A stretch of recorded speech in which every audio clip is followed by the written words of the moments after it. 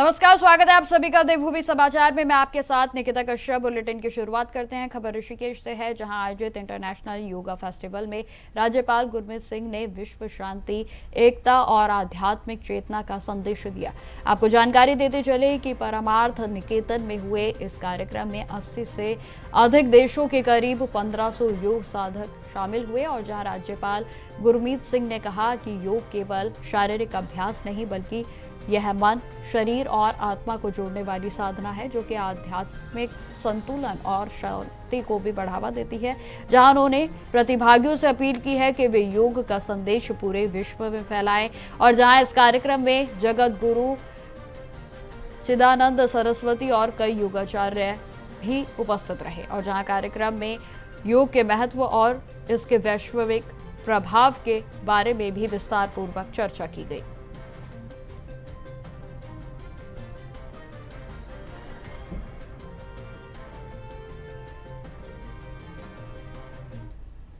खबरों में आगे बढ़ते हैं। इन दिनों देश के मध्य है पूर्व संकट के कारण अब गैस की आपूर्ति व्यवधान के चलते सिलेंडरों की किल्लत की स्थिति उत्पन्न हो गई और जहां देहरादून में स्थित उत्तराखंड के अधिकांश जिलों में गैस की कमी भी देखने को मिल रही है। हालांकि शासन प्रशासन इस स्थिति से निपटने के लिए पूरी तरीके से अलर्ट मोड पर है और जहां बीजेपी के प्रदेश अध्यक्ष महेंद्र भट्ट ने कहा कि वैश्विक संकट के बावजूद भारत में गैस के सिलेंडर की आपूर्ति में कोई भी कमी नहीं आई है। उन्होंने यह भी बताया है कि पहले ऑनलाइन बुकिंग में कुछ समस्याएं आ रही थी, लेकिन अब उन समस्याओं का समाधान कर दिया गया है। प्रदेश की सरकार ने इस संकट से निपटने के लिए सभी जरूरी कदम उठाए हैं ताकि नागरिकों को गैस की आपूर्ति में कोई भी परेशानी न हो।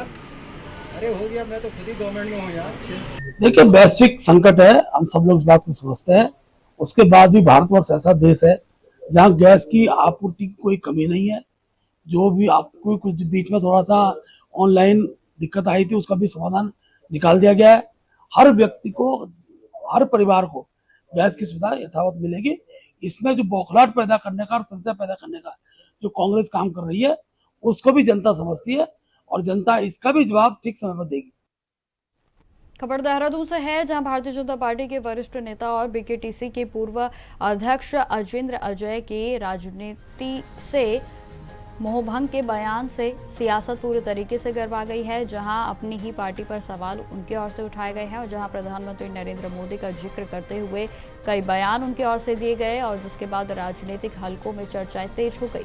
बीजेपी के प्रदेश अध्यक्ष महेंद्र भट्ट ने इस मुद्दे पर प्रतिक्रिया देते हुए कहा कि किसी भी नेता को सार्वजनिक मंचों पर पार्टी लाइन से अलग बयान नहीं देना चाहिए। उन्होंने यह भी कहा कि पार्टी के भीतर अपनी बात रखने के लिए एक तय प्रक्रिया है और अनुशासनहीनता से बचना भी चाहिए। भट्ट का कहना है कि यह भी उनकी ओर से जो है कहा गया कि अजेंद्र अजय वरिष्ठ नेता हैं और उन्हें इस तरह की बातें सार्वजनिक रूप से या सोशल मीडिया जैसे प्लेटफॉर्म्स पर लिखने से बचना चाहिए था।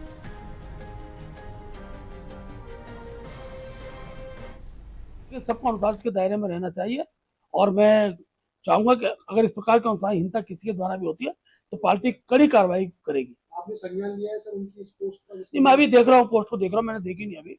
मैं पोस्ट को देखूंगा क्योंकि मैं कल ही आया हूँ और इस प्रकार का पोस्ट अपने बारे में मैं दुखी हूँ, मैं परेशान हूँ, ऐसा कोई लिख रहा है तो वो उसका हम क्या समाधान अपना अपना व्यक्तिगत मानते हैं। व्यक्ति का सोशल मीडिया किसी रूप में रखता है, लेकिन पार्टी के खिलाफ किसी प्रकार का कोई विचार आता है तो पार्टी उसको संज्ञान लेती है। खबरों में आगे बढ़ते हैं। जिला अधिकारी के निर्देश पर जिला प्रशासन ने गैस की कालाबाजारी को रोकने के लिए व्यापक कार्रवाई की है और जहां यह खबर आपको देहरादून की बता रहे हैं, जहां प्रशासन की टीमों ने जिले में 17 गैस एजेंसियों, 45 प्रतिष्ठानों और 5 पेट्रोल पंपों का औचक निरीक्षण किया। इस दौरान 19 गैस सिलेंडर भी जब्त किए गए। तो वही डोईवाला में गैस की कालाबाजारी में संलिप्त 2 आरोपियों को गिरफ्तार किया गया है और उनके खिलाफ प्राथमिकी भी दर्ज कराई गई है।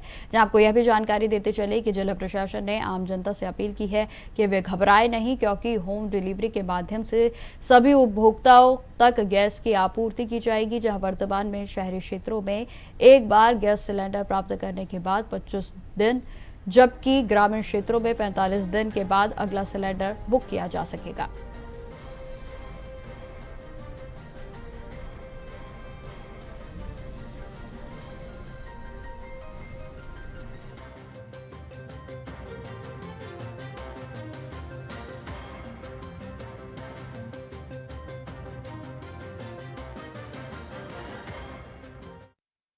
डीएम साहब का एक कड़ा निर्देश है कि ज़िले में गैस वितरण को लेके हमारी जो व्यवस्था है वो बिल्कुल बनी रहनी चाहिए।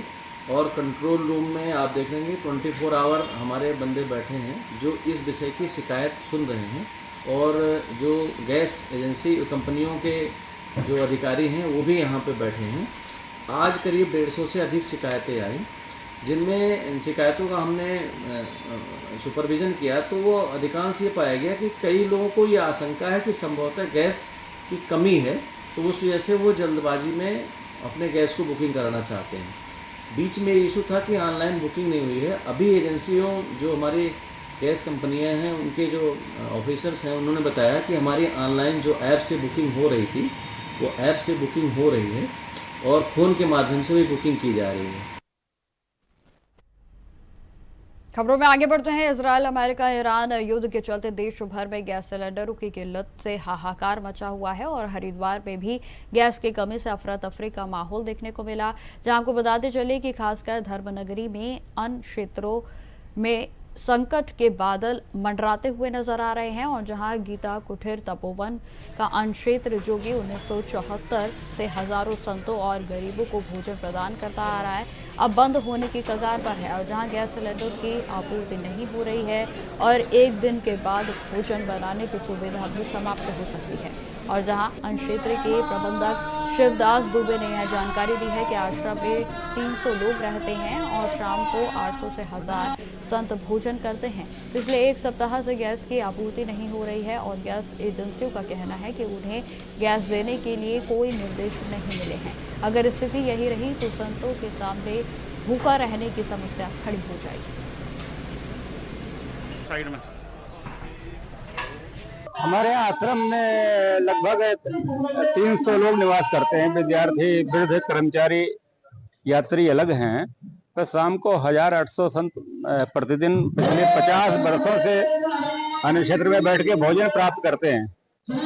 पिछले एक सप्ताह से गैस की आपूर्ति नहीं हो पा रही है। गैस एजेंसियों का कहना है कि हमें ऊपर से कोई आश्रमों को गैस देने के लिए कोई निर्देश नहीं मिला हुआ, कोई गाइडलाइन आई नहीं है। इस स्थिति में मुझे लगता है कि कल तक तो किसी तरह नक्षत्र चला पाएंगे, परसों से नक्षत्र बंद हो सकता है और इसकी समस्त जिम्मेदारी साधु संत भूखे रहेंगे। पूरे सब सरोवर भूपत वाला क्षेत्र में एक ऐसा यही अन्य क्षेत्र है जहां पर प्रतिदिन शाम को बैठ के भोजन प्राप्त होता है। खबर देहरादून से है जहां एमडीडीए ने अवैध प्लॉटिंग के खिलाफ बड़ी कार्रवाई की है। गणेशपुर शिमला बाईपास रोड क्षेत्र में करीब 20 से 30 बीघा जमीन पर अवैध प्लॉटिंग की जा रही थी और जिसे कि बुलडोजर से ध्वस्त कर दिया गया है। बिना प्राधिकरण की स्वीकृति के यह प्लॉटिंग की जा रही थी और जिस पर शिकायत के बाद तुरंत कार्रवाई की गई है। तो वहीं एमडीडीए के उपाध्यक्ष का कहना है कि प्राधिकरण क्षेत्र में अवैध कॉलोनियों और प्लॉटिंग के खिलाफ अभियान लगातार जारी रहेगा। एमडीडीए के सचिव बर्निया से लोगों से उनकी ओर से अपील की गई है कि वे जमीन या प्लॉट खरीदने से पहले उनकी वैधता और प्राधिकरण की स्वीकृति जरूर जांच लें ताकि भविष्य में किसी भी परेशानी से बचा जा सके।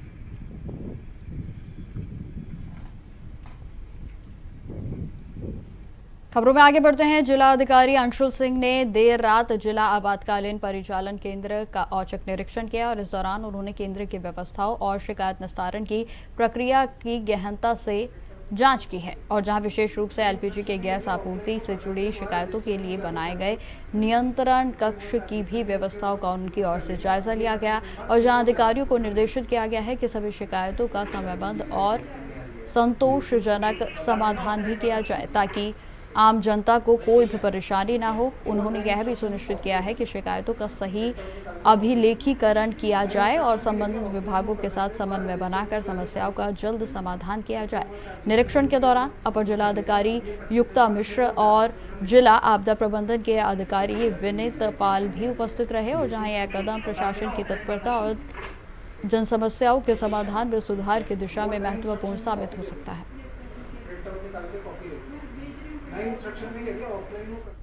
खबरें लगातार जारी रहेंगी, फिलहाल रुकते छोटे से ब्रेक के लिए।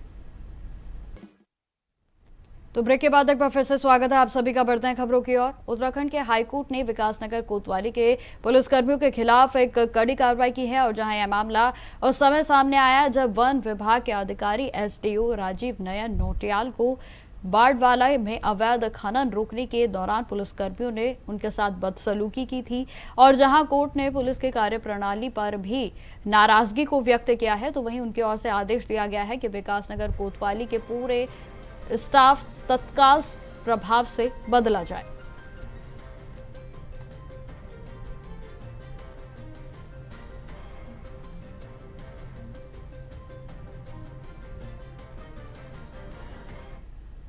खबरों में आगे बढ़ते हैं। देहरादून में food safety and standards authority of India के नियमों में बड़े बदलाव किए गए हैं, जो कि देश भर में व्यापारियों के लिए राहत का कारण बन चुके हैं।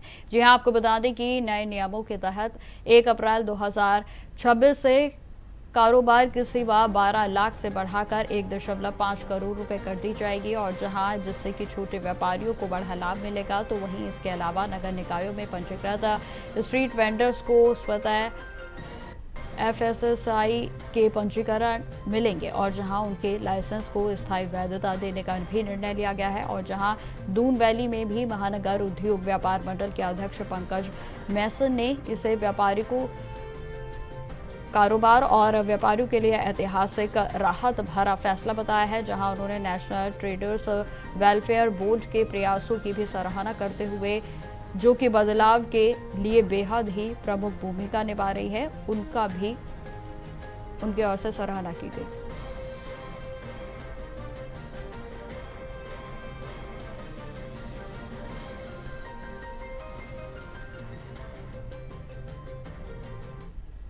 अब खबर जनपद उधम सिंह नगर से है, जहां जसपुर के कोतवाली क्षेत्र के अंतर्गत एक महिला की संदिग्ध परिस्थितियों में मौत हो गई और जहां महिला के परिजनों ने हत्या की आशंका को जताया, तो वही परिजनों का रो रो कर बुरा हाल है। आपको जानकारी देते चलें कि उत्तर प्रदेश के जनपद मुरादाबाद के गांव लालापुर के रहने वाले नन्हे खान ने अपनी बेटी नाजमा की शादी 7 महीने पहले जशपुर के निवासी शहनवाज से की थी और जहां परिजनों का आरोप है कि शादी के कुछ समय बाद से ही उनकी बेटी को दहेज के लिए प्रताड़ित किया जा रहा था। तो वहीं आपको यह भी जानकारी देते चले कि उन्हें ससुराल से जानकारी मिली कि उनकी बेटी नाजमा ने आत्महत्या कर ली है और जिसके बाद मायके के लोग पहुंचे, जहां सूचना पर पुलिस भी मौके पर पहुंची।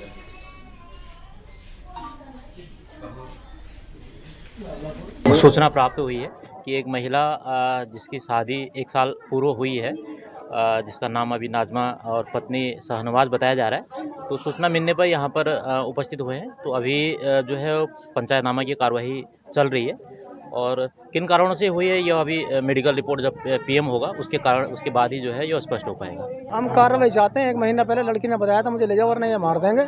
आज उन्होंने जान से मार दी। हम कार्रवाई चाहते हैं बस। हम लालापुर के रहने वाले हैं। 20 अगस्त को इनकी बारात गई थी। खबर अब हल्द्वानी से है, जहां मुखानी थाना क्षेत्र में चोरी की घटनाओं का खुलासा कर लिए अब लगातार बड़े स्तर पर अभियान को चलाया जा रहा है और जहां पुलिस को बड़ी सफलता भी मिली है। आपको बता दें कि वरिष्ठ पुलिस अधीक्षक डॉक्टर मंजुनाथ TC के निर्देश पर पुलिस ने चोरी की वारदात का खुलासा करते हुए आरोपी संतोष कुमार को गिरफ्तार कर लिया है। आरोपी के कब्जे से 13 लाख रुपए मूल्य के सोने चांदी के जेवरात बरामद किए गए।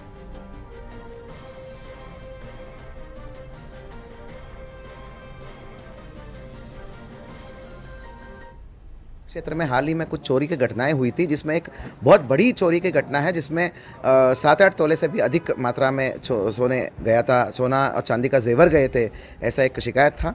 इस शिकायत के आधार पर हमने बहुत संवेदनशीलता से काम किया। CO, SP, SHO, SO सब ने एक संगठित होकर जो है मॉनिटरिंग करके स्पेशल टीम्स लगाए थे और जिसका फलस्वरूप 150 से भी अधिक कैमरा देखने के उपरांत जो है वो मुखानी का बड़ा चोरी का पर्दाफाश हुआ है। इसमें गौरव कुमार करके काठगोदाम का दम्मा डूंगा का निवासी है, वो चोर निकला है और जो है उस चोर का गिरफ्तारी हुआ है और उसकी निशानदेही पे कुल मिला के 6 तोले से भी अधिक 13 लाख से भी अधिक पेश कीमती विभिन्न प्रकार की सोने का ज्वेलरी और जो है कुछ चांदी का सिक्के और जो है एक मोबाइल और कुछ कैश भी बरामद हुआ है। टीम को बहुत बहुत बधाई।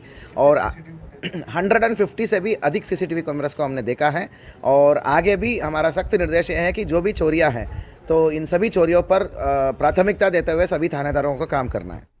खबर देहरादून से है, जहां बदलते मौसम का असर सबसे ज्यादा बच्चों की सेहत पर देखने को मिल रहा है और इन दिनों अस्पतालों में सर्दी जुकाम और वायरल फीवर से दायरा पीड़ित बच्चों की संख्या भी लगातार बढ़ती जा रही है। जी हां, आपको बता दें कि डॉक्टरों का कहना है कि मौसम में अचानक से हो रहे उतार चढ़ाव के कारण बच्चों का इम्यून सिस्टम जल्दी से प्रभावित होता है और जिससे कि संक्रमण का खतरा भी बढ़ जाता है।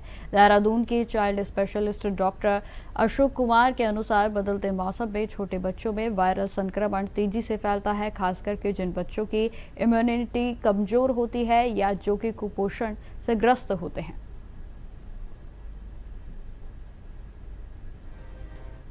इसमें ज़्यादातर जो होते हैं सबसे ज़्यादा बच्चों में बहुत ही सेंसिटिव होते हैं इनके इम्यून सिस्टम। इसके वजह से क्या होता है, इन्हें वायरल इन्फेक्शन होने के चांसेस बढ़ जाते हैं।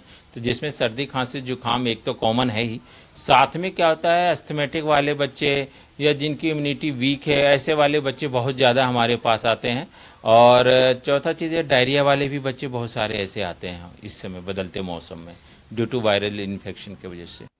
अब खबर हरिद्वार से है, जहां बादराबाद औद्योगिक क्षेत्र में स्थित HPM इन्फोटेक प्राइवेट लिमिटेड नामक फैक्ट्री में अचानक से भीषण आग लग गई और जिससे इलाके में अफरा तफरी का माहौल देखने को मिला। तो वहीं यह यूनिट पंखों से जुड़े उपकरण को तैयार करती है और जहां आग के लपटे और धुएं के गुब्बार दूर से ही दिखाई दे रहे थे और जिससे कि आसपास के लोगों में घबराहट फैल गई। तो वहीं सूचना मिलते ही दमकल विभाग की टीमें मौके पर पहुंची और जहां परिस्थिति को नियंत्रित किया गया। तो वहीं आपको बता दें कि दमकल कर्मियों ने घंटों की मेहनत से आग पर काबू पाया और जहां इस दौरान फैक्ट्री में रखा सामान जलकर नष्ट हो गया है और जिससे कि कंपनी को भारी नुकसान होने की आशंका जताई जा रही है।